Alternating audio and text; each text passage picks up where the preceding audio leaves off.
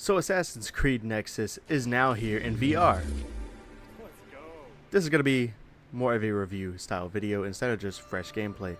You start out selecting your difficulty, whether it's casual, normal, or hard. I selected normal for myself just because I didn't want the controls to be too insane. You start out with your favorite assassin Ezio, learning how to grab items, sneak around a palace, and use your surroundings to actually distract the guards, such as you could in every Assassin's Creed game. Like you could throw coins in the old ones. In this one you could pick up any object, throw it, distract guards. You are now going to learn how to assassinate a target. Of course you also have to learn how to use all the controls, which honestly this was kind of annoying to me. Once the blade is drawn, you can use it to assassinate your unsuspecting target. Well All done. the assassinations are pretty auto. There are puzzles to solve as well, with every assassin you get to choose from. As Ezio, your main goal is to find his sword. However, shortly after this, you have to do a little fighting tutorial. And well, this is how the combat is. I'll let you be the judge of it. Loading standard enemy profile. Block the incoming strikes by holding your weapon to intercept them. Got you now! That's easy. Got you now, boy.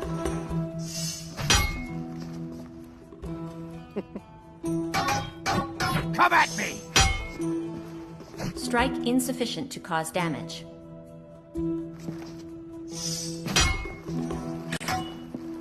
Excellent. Now block a sequence of strikes.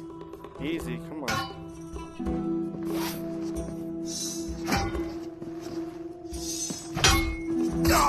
Your strikes are not effective.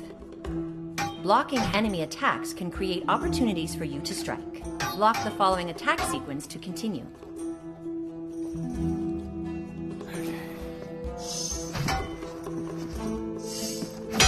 Blocking a series of enemy attacks opens up windows to strike. Use these chances to slash an enemy. Execution rated acceptable. Now perform the maneuver in real time. That's easy. Wait for the right moment to strike. A well-placed attack will stun. This will allow you to strike and cause increased damage. Performance rated acceptable. Now eliminate this enemy.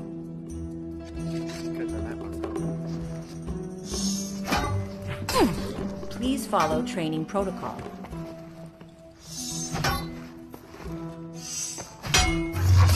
User training rated a success. Terminating Animus Combat Protocol.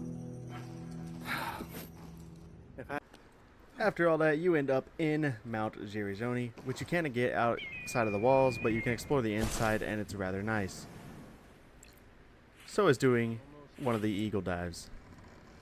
Of course, the story seems a little bit off because you get attacked. Again. Does this seem familiar? I'd like to tell you what happened. It turns out you also cannot use other objects, such as finding a hammer, to attack people with. That's what I just tried there. It did not work.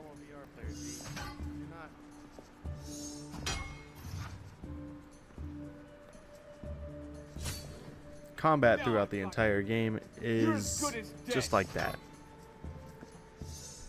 They all have the same attack styles. If you select hard difficulty, they have like 8 different attacks instead of 5.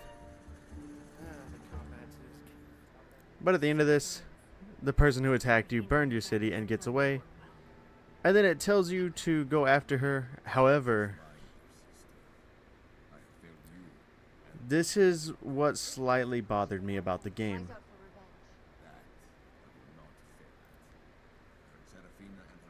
I'm sure you will come back to this part, but right here it ends Ezio's story and switches you over to Cassandra.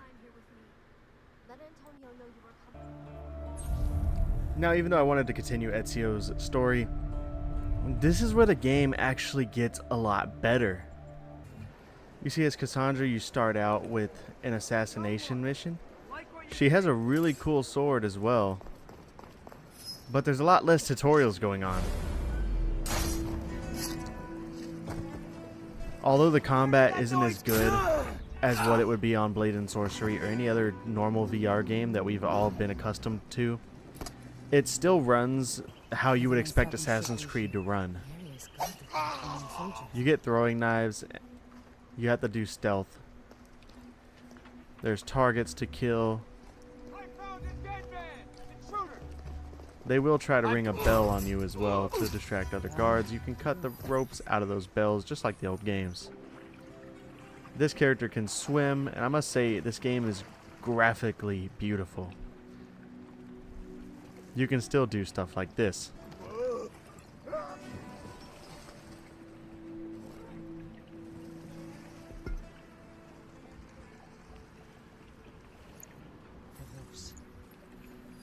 Cassandra starts out her missions assassinating a couple of people and then meeting up with her team.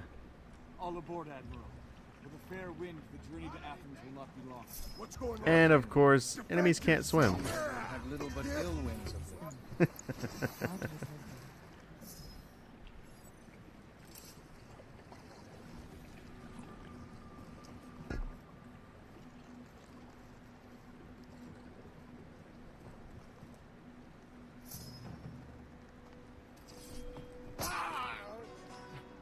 Something notable about VR. Even though it runs like a normal Assassin's Creed game, you can throw your sword. Got you now. Now, it's not always effective, but how cool would that be if you threw it at them and it like stuck through their chest or something? Personally, I think that'd be a nicer effect to this game, is if you could do things like that. But it turns out it's only because it's Cassandra. As you play through Cassandra's levels, well, level,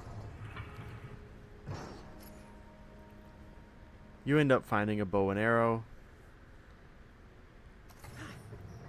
which actually leads to a little puzzle you get to do. I gotta say, I was actually kind of impressed with this puzzle because this just seemed really cool to do. You gotta shoot the arrow through the middle of the axis. So the entire way down this bridge, you have to shoot arrows through the middle of the axis. The only thing I wasn't impressed about is you only get 4 arrows at a time.